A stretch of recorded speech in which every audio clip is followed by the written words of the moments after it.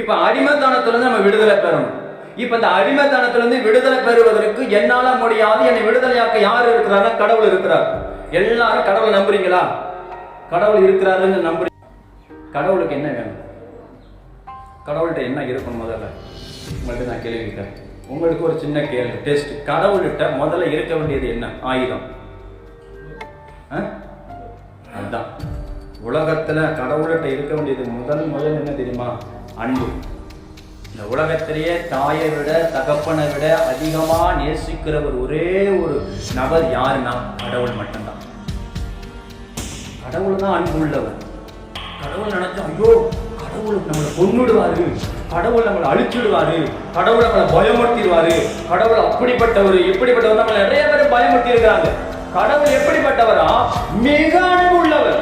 உன் தாயை விட, உன் தகப்பனை விட, உன் சொந்தங்களை விட, உன் கூட பிறந்தவர்களை விட, உன்னை விட கடவுள் மிகவும் அன்பு உள்ளவர். அன்பு உள்ளவர்.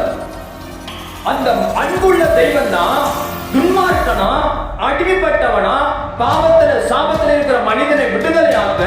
இப்ப பாவம் செய்யுங்க, நீங்க தப்பு செஞ்சா அம்மா பார்த்து என்ன பண்றாங்க? என்ன பண்றாங்க? அப்பா பார்த்தா அடிப்பாங்க. ஏன் அடிக்கிறாங்க? திரும்பவும் ஒரு தவறை செய்ய கூடாது. கரெக்டான பதில் தான். அதுக்கு ஏன் நீங்க கூச்சப்படுற? கரெக்டான பதில் தானே. நம்ம தப்பு பண்ணக்கூடாதுதானே விரும்புறாங்க. நம்ம தவறு செய்யக்கூடாதுன்னு தாய் தகப்பன் விரும்புறாங்க. நம்ம எந்த பாவமும் பண்ணக்கூடாதுன்னு தாய் தகப்பன் விரும்புறாங்க. ஆனாலும் தேவன் நம்மளை அடிச்சாலும் அவர் அரவணைக்கிற தேவனாய் இருக்கிறார். நம்மளை சேர்த்து கொள்ளுகிற தேவனாய் இருக்கிறான். கடவுள் நம்மளை சில டைம் நம்ம தண்டிக்கும் போது என்ன பண்ணுவாரு? தண்டனை பண்ணிட்டு விட்டுட மாட்டாரு, திரும்பவும் அணைச்சு கொள்வாரு. அம்மா அப்பா அடிக்கும் போது அடிச்சிடறான்னு வச்சுக்கோங்க, அப்புறம் மனசு மாறி எப்பா இனி அப்படி செய்யாதப்பான்னு சொல்லி சொல்லிக்கிறாங்களா இல்லையா? என் தங்கம் எப்பாவும் இனி பண்ண மாட்டாது, என்னடாப்பா இது மாதிரி செய்யக்கூடாதுன்னு சொல்றாங்கல்ல, அது மாதிரிதான் தகப்பனும். அவர் தான் கடவுள் தான் அப்படிப்பட்டவர்.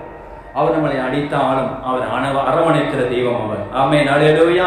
தேவன் நாம் மையப்படட்டும். அவர் சொல்றாங்க, தேவதூதனை பார்த்து சொல்றாங்க, நான் உமக்கு அடிமை.